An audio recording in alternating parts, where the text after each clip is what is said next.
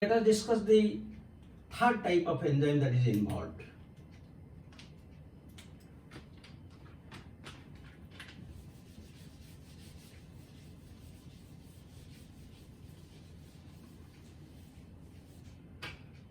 The third type of enzyme, you can write terminal phosphorylase. Now, so you see in this case,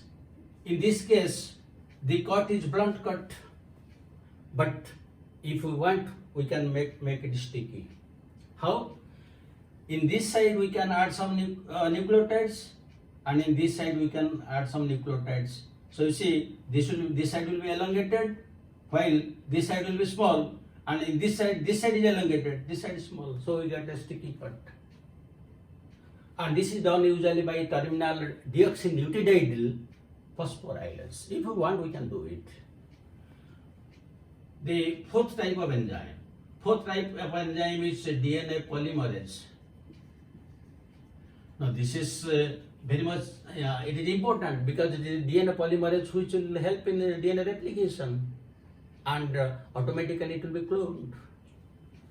The fifth enzyme, DNA ligase. Now DNA ligase is also known as DNA suture. That means DNA ligase will join two strands. When the target DNA and the passenger DNA will join together, this DNA ligase will do it. And commonly the DNA which is used, that is known as T4 ligase, because it is taken from T4 phase. T4 phase it is taken, so it is also known as T4 ligase, that is which is a DNA ligase. Then the next one is alkaline phosphatase.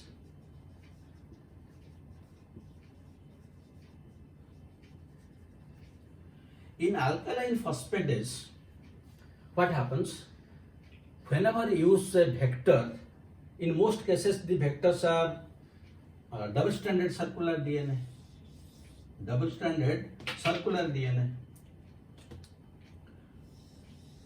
So this is one double-stranded circular DNA, and we want to introduce our target DNA here.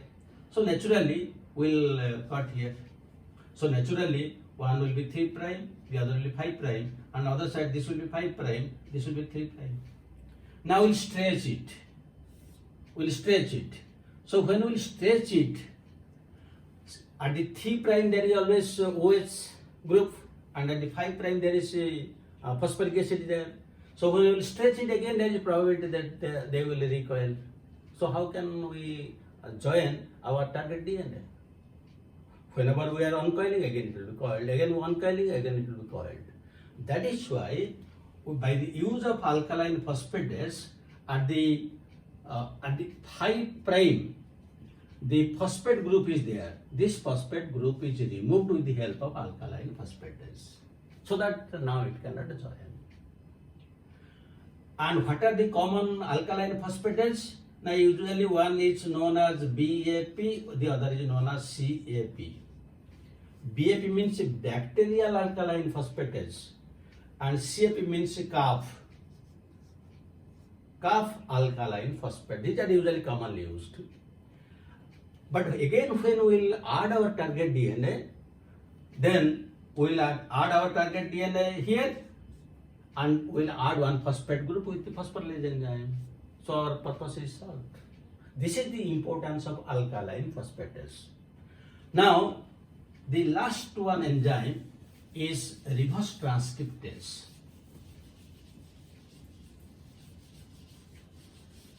The reverse transcriptase enzyme nowadays plays a very important role in genetic engineering, because one very common thing, suppose we want to clone insulin gene, we'll clone insulin gene. So from a human being we'll take insulin gene and we'll introduce into one bacterium, suppose E. coli, we'll introduce it. That will be introduced here, and after some days we'll find out the insulin is already produced, we'll extract it. but there will be no production of insulin gene. Why? Because the human being insulin gene has both introns and exons, but the bacteria is always exonic. It has no mechanism to separate them. That is why there will be insulin gene, but functionless. So what we have to do? Usually this hnRNA is now converted to mRNA. Now if this mRNA will be introduced into E. coli, now it can produce insulin and we can extract it. But how long? Because the life cycle of mRNA is very short. It may synthesize 10, 20, 50, 100 or 1000 maximum molecules, insulin molecules it will synthesize. But after that, it is degraded. But how constant we will get it? Now here, the help of this reverse transcriptase enzyme comes. So what we have to do, you listen very carefully, because nowadays this is very important and scientists are using it. This is one gene. This is 5 prime, this is 3 prime. This is the mRNA. This is the mRNA which will synthesize or which will be translated into insulin protein. Now what we have to do, at the 3 prime, we know there is a polyadenylation. So it is there. Now we have to give reverse transcriptase enzyme. Reverse transcriptase enzyme will give. So what will happen? Now this is the mRNA and this is polyadenylation. Now this side similarly you will find T will be there because it will act as a primer. Now this is the new DNA that will be synthesized like this. You see, this is mRNA and this is the DNA. That means this is the mRNA and the DNA, single stranded DNA hybrid. But here it gives rise to a hairpin-like structures. Hairpin-like structure. Now we want only DNA, we don't want mRNA. So in the next step, it should be treated with sodium hydroxide. Sodium hydroxide will disintegrate mRNA. So now what will be there? Only this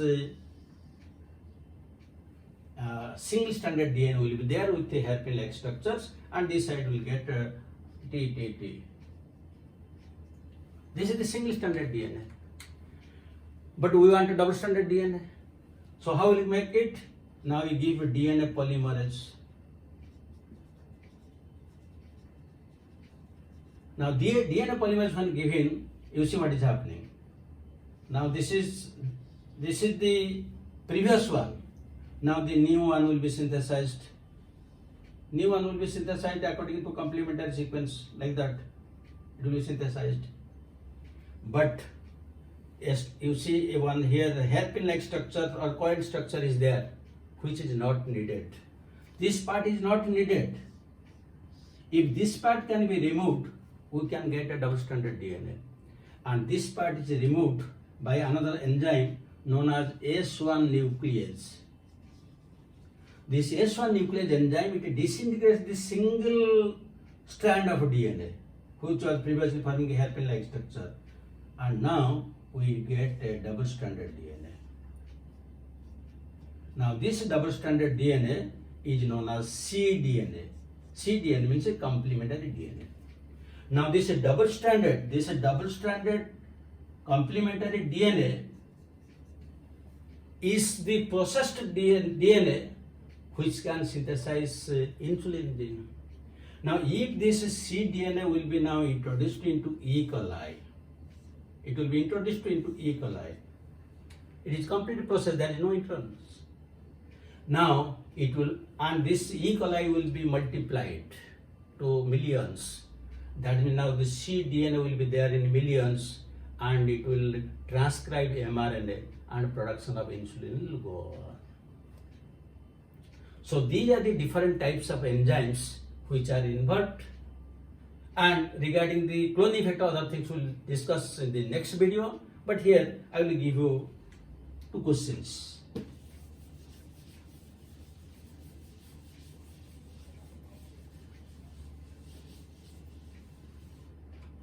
Now, first question you can write: which of the following can form a palindrome? A choice: AC, AC, AC, AC, 5 prime to 3 prime. B choice: 3 prime. You can write C, T, T, A, G, 5 prime. C, 3 prime. G, A, T, T, C, C, 5 prime. D, you can write 5 prime. C, G, G, G, then C, C, C, 3 prime. Which one of these can form a palindrome? Second question: which enzyme protects bacteria from committing suicide?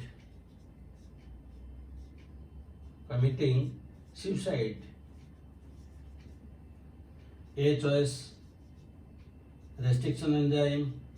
B choice: nucleases. C choice: methylase. D choice: alkaline phosphatase. So you will be able to answer both the questions. Thank you very much for watching it and have a good day.